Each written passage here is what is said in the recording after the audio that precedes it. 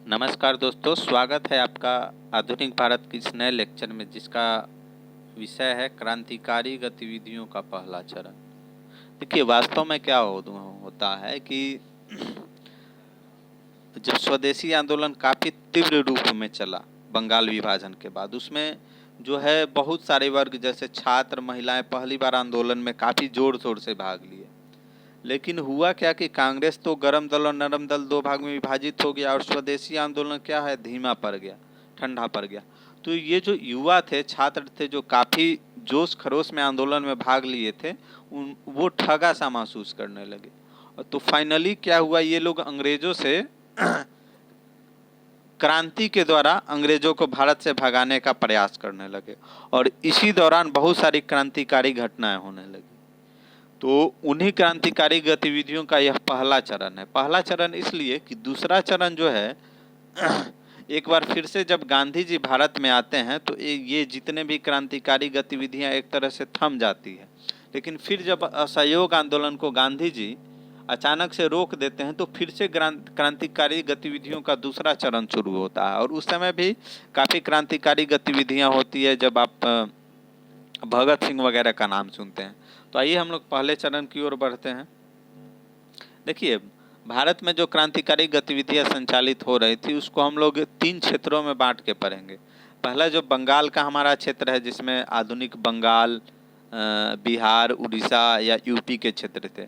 दूसरा क्षेत्र महाराष्ट्र का इलाका था और महाराष्ट्र उस समय जो है मुंबई वगैरह राज्य जो भी आते थे उसमें गुजरात वगैरह का सारा इलाका था। और फिर तीसरा पंजाब के क्षेत्रों में पढ़ेंगे। इसके अलावा हम लोग विदेशों में हो रहे क्रांतिकारी गतिविधियां भी देखेंगे। तो आइए शुरू करते हैं। देखिए, बंगाल के क्षेत्र में काफ़ी महत्वपूर्ण एक समिति बनी थी, अनुशीलन समिति। और बंगाल के क्षेत्र में जितने भी क्रांतिकारी गतिविधियां थी, डायरेक्टली और इनडायरेक्टली रूप से इसी से जुड़ी हुई थी। इस अनुशीलन समिति की कोलकाता में स्थापना 1902 में प्रमोद मित्र, जतीन्द्र नाथ बनर्जी और बरिंदर घोष ने की थी। ये 3 लोग के कलकत्ता में अनुशीलन समिति की स्थापना किए थे। और इसी अनुशीलन समिति की जो है शाखाएं पूरे बंगाल के क्षेत्रों में काफ़ी एक्टिव थी और जो भी क्रांतिकारी गतिविधियां थी ये लोग संचालित कर रहे थे। तो इनसे जुड़ी कुछ घटनाएं हैं जिसको हम लोग थोड़ा विस्तार से देखते हैं। सबसे पहला है कि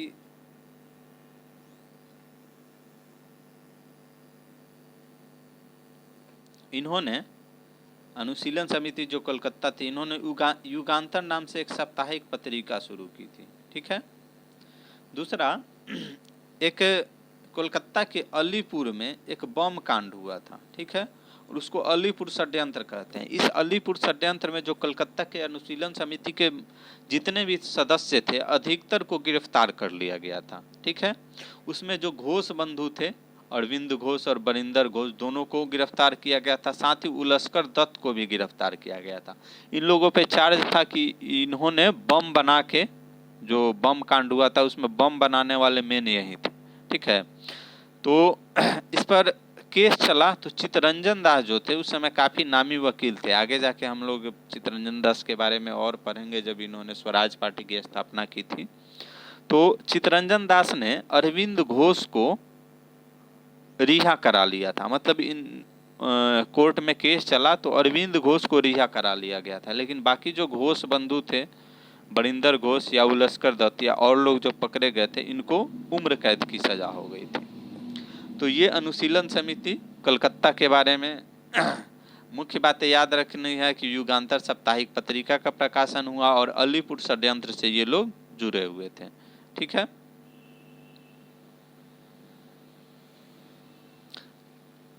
दूसरा, इस अलीपुर का, इस अनुशीलन समिति का एक संस्था थी ढाका में, इसकी एक शाखा थी और उसके संस्थापक थे पुलिन दास। पुलिन दास जो थे, इनका नाम आता है, ढाका में काफ़ी बड़ी डकैती हुई थी जो ढाका अनुशीलन समिति द्वारा की गई थी और उसके संचालक थे पुलिन दास। दूसरा जो है, पटना में इस अनुशीलन समिति के संस्थापक थे सचिन सान्याल। ये सवाल बीपीएससी में भी पूछा हुआ था कि पटना में अनुशीलन समिति की स्थापना किसने की थी? तो सचिन सान्याल ने की थी। ठीक है। इसके अलावा मुजफ्फरपुर में एक बम कांड हुआ था। खुदीराम बोस और प्रफुल्ल चाकी दो क्रांतिकारी थे। इन्होंने क्या किया कि मुजफ्फरपुर में एक काफ़ी खतरनाक जज हुआ करता था, किंग्सफोर्ड उसका नाम था। ठीक है। वो मतलब लोगों को काफ़ी अनाप शनाप सजा सुनाया करता था। तो खुदीराम बोस और प्रफुल्ल चाकी ने उसके गाड़ी पे बम फेंका उसको मारने के उद्देश्य से, लेकिन उसका सौभाग्य था वो था ही नहीं उसमें, और 2 महिलाएं लोग थी उसमें, वो मारी गई। इस घटना के बाद क्या हुआ कि पुलिस का जो है दबाव काफ़ी बढ़ गया इन दोनों पर। तो प्रफुल्ल चाकी महोदय ने अपने आप को गोली मार ली। खुदीराम बोस को अंग्रेजों ने गिरफ्तार कर लिया और फाइनली उनको फांसी दे दी गई। आप समस्तीपुर से आगे बढ़िएगा तो इनके नाम पे एक खुदीराम बोस पूसा करके स्टेशन भी है। पूसा स्टेशन जो है इन्हीं के नाम पे है, खुदीराम बोस। ठीक है। इसके अलावा देखिए दिल्ली में जो है इस अनुशीलन समिति से संबंधित लोग ही थे। सचिन सान्याल और रास बिहारी बोस ने वायसराय हार्डिंग जो था उस पर बम से हमला किया। उस समय 1912 की यह बात है। आप 1911 में जानते होंगे दिल्ली दरबार हुआ था लॉर्ड हार्डिंग ने, जिसने बंगाल विभाजन को रद्द कर दिया था। उसी वायसराय हार्डिंग पर सचिन सान्याल और रास बिहारी ने मिल के बम फेंका था, लेकिन वो हल्का सा घायल हुआ, लेकिन उसका भी सौभाग्य था, बच गया, मरा नहीं। इस घटना को दिल्ली षड्यंत्र कहा जाता है। ठीक है। सचिन सान्याल और रास बिहारी बोस। ठीक है। इसके अलावा इस अनुशीलन समिति की जो पश्चिमी बंगाल की शाखा थी, पश्चिमी बंगाल मतलब उस समय जो बंगाल के इलाके में बिहार और उड़ीसा हुआ करते थे, तो ये पश्चिमी इलाका थे। तो इस इलाके में बाघा जतीन करके एक क्रांतिकारी काफ़ी एक्टिव थे। इनका भागलपुर से भी संबंध रहा। ठीक है, अपने भागलपुर बिहार में। तो ये बाघा जतीन ने एक जर्मन प्लॉट या जर्मन जिम्मरमैन प्लॉट भी कहा जाता है, जर्मन प्लॉट तैयार किया था। यह घटना है 1915 के आसपास की। उस समय आपको ध्यान होगा कि 1914 से प्रथम विश्व युद्ध शुरू हो चुका था और जर्मनी जो है अंग्रेज के खिलाफ लड़ रहा था। तो इन लोगों ने, बाघा जतीन ने एक प्लान बनाया था रास बिहारी बोस वगैरह के साथ मिलके कि जर्मनी से हथियार वगैरह मंगा के और भारत में सशस्त्र विद्रोह करना था। इसके लिए उन्होंने बालासोर जो है उड़ीसा का तट है बालासोर, वहाँ पे हथियार उतारने का प्लान बनाया था। लेकिन इन्हीं के किसी मित्र ने गद्दारी किया और ये सूचना जो है अंग्रेजों को दे दी, और उसी बालासोर तट पे ये लोग जो हथियार लेके नाव आ रहा था उसका ये लोग इंतजार कर रहे थे, और वहीं पे अंग्रेज पुलिस पहुंची, मुठभेड़ हुआ और बाघा जतीन जो है वो शहीद हो गए। रास बिहारी बोस यहाँ से भी वो बच निकले। ठीक है। तो ये थी बंगाल के क्षेत्रों में संचालित होने वाली क्रांतिकारी गतिविधि। एक बार हम लोग फिर से इसको रिकॉल करते हैं। एक कोलकाता अनुशीलन समिति 1902, प्रमोद मित्र, जतीन्द्र नाथ बनर्जी और बरेंद्र घोष इसके संस्थापक थे। यह युगांतर पत्रिका के लिए जाना जाता है और साथ ही अलीपुर षड्यंत्र केस के लिए। दूसरा है ढाका अनुशीलन समिति। इसके जो सदस्य हैं वो हैं, इसके संस्थापक पुलिन दास, जो ढाका डकैती के लिए फेमस रहा है। पटना के अनुशीलन समिति के संस्थापक सचिन सान्याल। मुजफ्फरपुर बम कांड खुदीराम बोस और प्रफुल्ल चाकी, तथा दिल्ली षड्यंत्र सचिन सान्याल और रास बिहारी बोस। और पश्चिमी बंगाल में उड़ीसा के इलाकों में बाघा जतीन, जिन्होंने जर्मन प्लॉट का शुरुआत किया था। अब आगे बढ़ते हैं, देखते हैं महाराष्ट्र के क्षेत्रों में कौन सी क्रांतिकारी गतिविधियां चल रही थी। एक्चुअल में महाराष्ट्र के क्षेत्रों में पहले भी क्रांतिकारी गतिविधियां हुई थी, जिसमें आप लोग किसान आंदोलन के बारे में भी पढ़े थे, रामोसी कृषक आंदोलन। ठीक है। ये जो है वासुदेव बलवंत फड़के ने इसकी स्थापना की थी। ठीक है। ये करीब 1890 के पहले ही ये घटनाएं चल रही थी, रामोसी कृषक आंदोलन। ठीक है, वासुदेव बलवंत फड़के के द्वारा। दूसरा जो है ये काफ़ी फेमस है, गणपति उत्सव और शिवाजी महोत्सव। बाल गंगाधर तिलक जो थे, इन्होंने वो गणपति महोत्सव और शिवाजी उत्सव के माध्यम से क्रांतिकारी गतिविधियां चला रहे थे। आप जानते होंगे कि गणपति महोत्सव और शिवाजी महोत्सव महाराष्ट्र के इलाकों में काफ़ी फेमस है। आज भी गणेश उत्सव काफ़ी धूमधाम से मनाया जाता है। ठीक है, तो इस दोनों के ऑर्गेनाइजर थे बाल गंगाधर तिलक। एक तीसरी संगठन थी वहाँ महाराष्ट्र में, मित्र मेला। इसके जो संस्थापक थे वो थे सावरकर बंधु। वीर सावरकर का आप नाम सुने होंगे, वो और उनके एक भाई थे, दोनों ने मिलकर मित्र मेला नामक एक संगठन बनाया था। फिर एक चौथा था अभिनव भारत। 1904 में इस संस्था की स्थापना की थी विनय दामोदर सावरकर यानी वीर सावरकर ने। ठीक है, ये जो तीसरा था मित्र मेला, उसको भी अभिनव भारत में ही मिला दिया गया था। ये 4 संस्थाएं थी जो महाराष्ट्र के क्षेत्रों में काफ़ी एक्टिव थी। तो 2 केस महाराष्ट्र में काफ़ी फेमस हुए थे। पहला था एक प्लेग कमिश्नर था पूना का, जिसका नाम था रांड। उसकी हत्या की थी चापेकर बंधुओं ने। ये चापेकर बंधु जो थे बाल गंगाधर तिलक के अनुयायी थे। ठीक है, इनके चेला थे, इनके सहयोगी थे। इन्होंने चापेकर बंधुओं ने प्लेग कमिश्नर पूना की हत्या की थी 1897 में।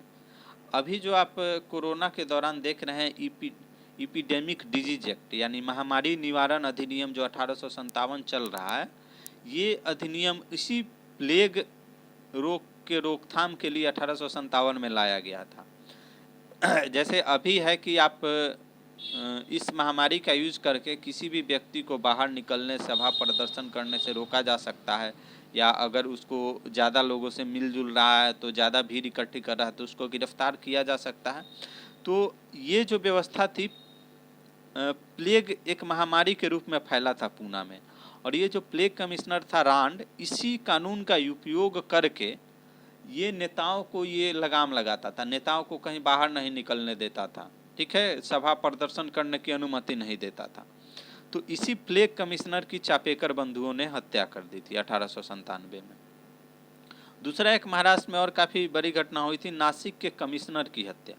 और इसकी कमिश्नर जो नासिक के कमिश्नर की हत्या करने का जो इल्ज़ाम है वो अभिनव भारत संस्था पर आया। अभिनव भारत संस्था सावरकर बंधुओं ने, विनय दामोदर सावरकर ने जो स्थापना की थी। ठीक है, मेन इसके अभियुक्त थे अनंत लक्ष्मण।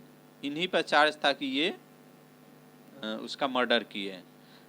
इस केस में क्या हुआ कि वीर सावरकर जो थे, इनको माना गया कि ये अभिनव भारत के संस्थापक के रूप में इनके हत्या के मेन साजिश करता और मतलब मेन मोटिव फोर्स जो है वीर सावरकर है, और इसीलिए इनको काले पानी की सज़ा हुई थी, उम्र कैद की सज़ा। अब बाद में इस पर आप अभी कुछ दिन पहले वीर सावरकर के मुद्दे पर विवाद भी चल रहा था, उनको वीर सावरकर क्यों कहा जाए। तो ये वीर सावरकर थे जिनको उम्र कैद की सज़ा हुई थी। बाद में अंग्रेज़ों ने इनको मतलब उम्र कैद से पहले रिहाई दे दिया था। ठीक है, फिर हम आते हैं पंजाब के क्षेत्रों में। तो पंजाब के क्षेत्रों में लाला लाजपत राय तो पहले से एक्टिव थे ही।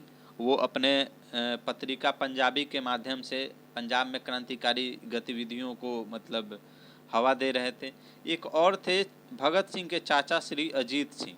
ये अंजुमन ए मोहसिन वतन नाम की एक संस्था बनाई थी, अंजुमन ए मोहसिन ए वतन, और इसके माध्यम से ये पंजाब के क्षेत्रों में क्रांतिकारी गतिविधियां चला रहे थे। इसके अलावा पंजाब के क्षेत्रों में आप देखेंगे तो गदर पार्टी का भी क्रांतिकारी गतिविधियां चली थी, जिसके बारे में हम लोग आगे चर्चा करेंगे। आइए अब आगे बढ़ते हैं। अब हम देखेंगे कि विदेशों में उस समय किस तरह क्रांतिकारी गतिविधियां चल रही थी। तो विभिन्न तरह के संस्था थे जो भारत के बाहर भी, जो भारत के लोग थे, वो विभिन्न संस्थाओं के माध्यम से, गुप्त संस्थाओं के माध्यम से विभिन्न प्रकार की क्रांतिकारी गतिविधियां चला रहे थे। इनमें जैसे एक था इंडिया हाउस। इसकी स्थापना 1905 में लंदन में श्यामजी कृष्ण वर्मा ने की थी। ठीक है, इसी इंडिया हाउस से जुड़े हुए थे एक मदन लाल ढींगरा।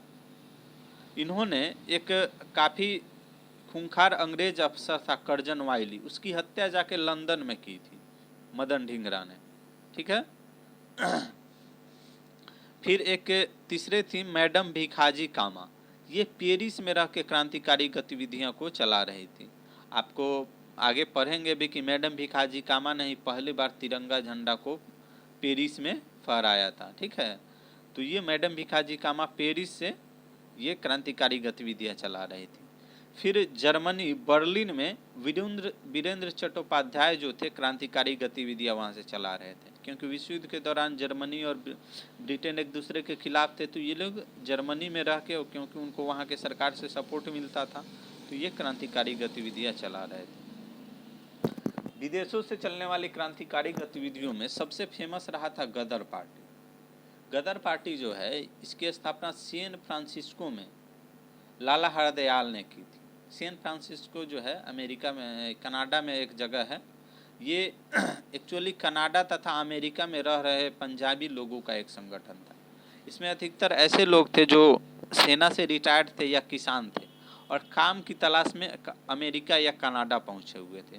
तो इन्हीं लोगों ने मिलकर गदर पार्टी की स्थापना की थी। यह गदर पार्टी जो है अपने गुरिल्ला युद्ध के लिए काफ़ी फेमस रहा था। उसी समय एक इंसिडेंट हुआ था, कामगाटा मारू प्रकरण। ये कामगाटा मारू प्रकरण जो था, इसने गदर पार्टी के जो कार्य था, जो क्रांतिकारी गतिविधियां थी, कामगाटा मारू प्रकरण के बाद काफ़ी तेज हो गई। तो हम समझते हैं कि कामगाटा मारू प्रकरण क्या है। तो देखिए क्या था कि बहुत सारे भारतीय थे जो सिंगापुर से एक जापानी जहाज लिए और उस पर बैठ के वो लोग कनाडा देश पहुँचे। ठीक है, उस जहाज का नाम था कामगाटा मारू। लेकिन उस समय कनाडा और ब्रिटेन सरकार के बीच अच्छी बन रही थी, तो इसलिए उस जहाज को कनाडा के तट पर उतरने नहीं दिया गया। करीब वो जहाज वहाँ काफ़ी दिन तक उसके तट पे रहा, लेकिन जो कनाडा के तट पे जो भी ऑफिशियल थे वो उस जहाज से लोगों को उतरने की अनुमति नहीं दी। इसको लेके गदर पार्टी ने आंदोलन भी किया, लेकिन कोई प्रभाव नहीं पड़ा, क्योंकि कनाडा और ब्रिटेन की सरकार एक दूसरे से मिले हुए थे। तो उस जहाज को क्या किया गया कि वापस भेज दिया गया कि तुम लोग वापस इंडिया चले जाओ। तो ये जहाज वापस इंडिया पहुंचा कलकत्ता, और कलकत्ता पहुंचा तो जो उस जहाज से लोग सब उतरे, उनके और अंग्रेजों के बीच बजबज में, कलकत्ता में एक जगह है बजबज, काफ़ी लोग जानते भी होंगे, वहाँ पे ये जहाज से उतरने वाले लोगों और अंग्रेजी पुलिस के बीच भिड़ंत हुई। इसमें काफ़ी सारे लोग, करीब 22-25 लोग मारे गए थे। ठीक है, तो इसी को कामगाटा मारू प्रकरण कहते हैं। बाद में कनाडा सरकार ने काफ़ी अफसोस जताया था कि हमको उस जहाज को अपने तट पे उतरने देना था, ताकि इस तरह का जो है नरसंहार नहीं हो पाता। तो ये जो घटना हुई, तो इसके बाद गदर पार्टी में एक अलग से उबाल आ गया और ये लोग अब अंग्रेजों के खिलाफ पूरी तरह से सशस्त्र विद्रोह की तैयारी में लग गए। और गदर पार्टी के जो सैन फ्रांसिस्को, कनाडा तथा अमेरिका से बहुत सारे क्रांतिकारी भारत आए। भारत में आके उन्होंने एक योजना बनाई और बहुत सारी डकैतियाँ की, धन जुटाया, और एक योजना बनाई कि जिस तरह से 1857 में सैनिक विद्रोह हुआ था, विभिन्न रेजिमेंट के सैनिक जो है विद्रोह कर दिए थे, उसी तरह उन्होंने पंजाब के जितने भी 2-3 फिरोजपुर वगैरह के जो सैन्य टुकड़ी थी, उन सब से इन्होंने संपर्क किया था और विद्रोह का एक डेट भी फिक्स कर लिया था, एक सशस्त्र विद्रोह का। लेकिन मेन समय में क्या हुआ, कोई गद्दारी किया और अंग्रेजों को सूचना दे दी। उसके बाद अंग्रेजी सरकार ने क्या किया कि बहुत सारे क्रांतिकारी जो भी गद्दार पार्टी से जुड़े हुए थे सबको गिरफ्तार किया। ठीक है, इससे सचिन सान्याल और रास बिहारी बोस भी जुड़े हुए थे। जब गद्दार पार्टी के लोग इंडिया में आए तो उस समय अनुशीलन समिति काफ़ी एक्टिव था बंगाल के इलाकों में, और उसमें रास बिहारी बोस, सचिन सान्याल का आप नाम पहले भी सुने थे, ये लोग काफ़ी एक्टिव थे। तो इनसे उन्होंने संपर्क किया था। तो यहीं जब गदर पार्टी का जो प्लान फेल हो गया तो अंग्रेज़ों ने बहुत सारे लोगों को पकड़ा, उसमें सचिन सान्याल और सचिन सान्याल भी पकड़े गए थे और इनको उम्र कैद हो गई थी। इसी उम्र कैद में सचिन सान्याल ने एक पुस्तक लिखी थी, बंदी जीवन, जो काफ़ी फेमस हुई थी। कई जगह कहीं एग्जाम में भी पूछा था बंदी जीवन, तो सचिन सान्याल ने ही लिखी थी। रास बिहारी बोस भी यहाँ से बच निकले और भाग गए। रास बिहारी बोस अब कई मामले में वो बच के भागने में तेज थे। आप जर्मन प्लॉट में भी आप इनका नाम सुने थे, वहाँ बागा जतीन शहीद हो गए, लेकिन रास बिहारी बोस वहाँ से भी बच निकले। फिर दिल्ली के जो हार्डिंग पर बम अटैक हुआ, उसमें भी रास बिहारी बोस और सचिन सान्याल एक साथ थे। वहाँ से भी रास बिहारी बोस निकल गए थे। यहाँ से रास बिहारी बोस भाग के जापान चले गए और वहाँ से बहुत प्रयास किया कि भारत में हथियार वगैरह का सप्लाई किया जाए और क्रांतिकारी गतिविधियाँ चालू हो। बाद में रास बिहारी बोस आज़ाद हिंद फौज से भी जुड़े। तो इस तरह से विभिन्न प्रकार की क्रांतिकारी गतिविधियाँ भारत में भी चल रही थी और भारत के बाहर विदेशों में भी चल रही थी। तो क्रांतिकारी गतिविधियों की एक खामी थी कि इससे बहुत कम लोग जुड़ते थे, क्योंकि इसमें मरने मारने की बात होती थी तो बहुत सारा जन आंदोलन नहीं बन पाता था। लोग इसको बहुत बड़ाई करते थे, लेकिन सारे लोग अपने आप को बलिदान देने के लिए तैयार नहीं होते थे, इसलिए क्रांतिकारी गतिविधियां बड़े लेवल पे नहीं हो पाई। ठीक है, फाइनली जब गांधी जी आए तो क्रांतिकारी गतिविधि राष्ट्रीय आंदोलन को एक नई दिशा मिली। तो क्रांतिकारी लोग भी जो थे, गांधी जी में उनकी आस्था आई, उनको लगा कि गांधी जी भारत को आज़ादी दिलाएंगे, तो उनके साथ जुड़ गए। लेकिन फिर जब असहयोग आंदोलन को गांधी जी अचानक से बंद कर देते हैं तो वहां से फिर क्रांतिकारी चरणों का दौर शुरू होता है। देखते हैं कि इस दौरान बहुत सारे पत्र पत्रिकाएं काफ़ी फेमस रही, तो हमने उनको एक जगह लिख दिया है ताकि ध्यान रहे। दो पत्र पत्रिका केसरी और मराठी काफ़ी फेमस रही। केसरी जो है मराठी भाषा में थी और मराठी जो है अंग्रेजी भाषा में। कन्फ्यूज मत कीजिएगा कि मराठी भाषा में होगी। ठीक है, इसके संपादक थे बाल गंगाधर तिलक और इन्हीं के माध्यम से ये क्रांतिकारी गतिविधियों को प्रोत्साहित करते थे। आप जानते हैं कि इसी केसरी में इनके द्वारा लिखे गए लेख जो मुजफ्फरपुर कांड से सम्मिलित था, उनके चलते इन पर राजद्रोह का मुकदमा चला और इनको 6 साल की जेल भी हुई थी। ठीक है, इसके अलावा एक पंजाबी पत्रिका थी जिसके संस्थापक थे लाला लाजपत राय, संपादन किया करते थे पंजाब के क्षेत्रों में। एक भारत माता पत्रिका थी जिसके संस्थापक थे अजीत सिंह। अजीत सिंह जो है भगत सिंह के चाचा श्री थे। ठीक है, इसके अलावा बंगाल के इलाकों में संध्या और युगांतर, दो पत्र पत्रिका काफ़ी चर्चित रहे थे। स्वदेशी आंदोलन के दौरान ये क्रांतिकारी गतिविधियों को और स्वदेशी आंदोलन को काफ़ी प्रोत्साहित किया। इसके अलावा महाराष्ट्र के इलाके में एक काल नामक पत्रिका थी, इसके संपादक थे परांजपे। ठीक है, नाम याद रखिएगा, काल परांजपे, महाराष्ट्र के इलाकों में फेमस था। बंदी जीवन के बारे में हमने पहले भी चर्चा किया था कि सचिन सान्याल को जब गिरफ्तार किया गया था उम्र कैद, तो उस दौरान उन्होंने बंदी जीवन नामक एक पुस्तक लिखी थी।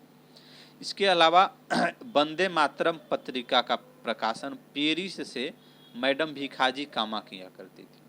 ठीक है, ये हम लोगों ने पहले भी देखा कि पेरिस से ये क्रांतिकारी गतिविधियां चला रही थी, तो उन्होंने वहाँ पे वंदे मातरम पत्रिका का प्रकाशन किया। वास्तव में हुआ क्या था कि स्वदेशी आंदोलन के दौरान जो बंकिम चंद्र चटर्जी द्वारा लिखित गीत है वंदे मातरम, काफ़ी पॉपुलर हो गया था और इतना पॉपुलर हो गया था कि अंग्रेजी सरकार ने उस वंदे मातरम पर प्रतिबंध लगा दिया बंगाल में गाने से। तो उसी के जवाब में मैडम भिखाजी कामा ने वंदे मातरम नाम से एक पत्रिका का प्रकाशन पेरिस से शुरू किया। एक बात यहाँ ध्यान देने वाली ये है कि इस वंदे मातरम पत्रिका का एक प्रकाशन बिपिन चंद्र पाल भी कर रहे थे कलकत्ता में, लेकिन पेरिस की बात जो होगी तो वो भिखाजी कामा की होगी। तो दोनों याद रखिएगा, भारत में बिपिन चंद्र पाल और पेरिस में वंदे मातरम। तो आशा करता हूँ ये क्रांतिकारी गतिविधियों का जो है पहला चरण काफ़ी कुछ समझने को मिला होगा। ठीक है, और किसी तरह का सुझाव हो तो ज़रूर कमेंट करके बताएं। धन्यवाद।